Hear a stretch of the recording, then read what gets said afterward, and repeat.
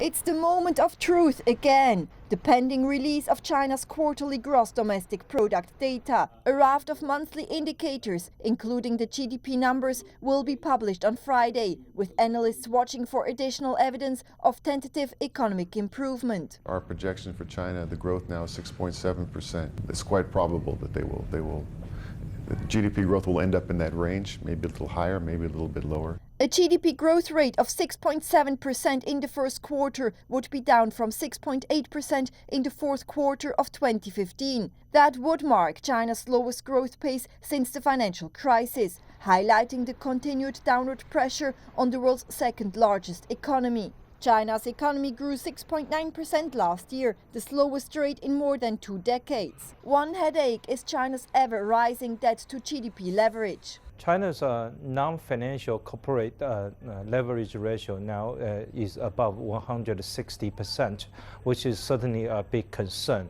So this could possibly lead to some debt defaults. However, I do not think this is going to lead to any immediate systematic crisis in the financial sector.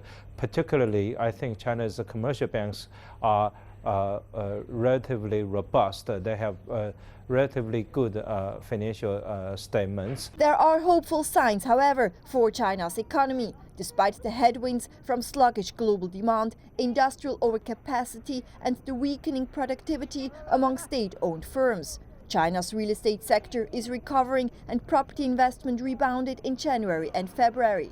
In addition, the stock market turbulence at the start of the year and its impact on GDP will have significantly retreated. The stock market isn't directly tied to the Chinese industrial output in the way we see in the West. However, what is significant about the stock market turmoil that's been experienced is it shows that the authorities are still struggling with that, how to make the stock market become more of a place for funding economic growth. Room for additional interest rate intervention appears limited, but cuts in the required reserve ratio are expected to continue.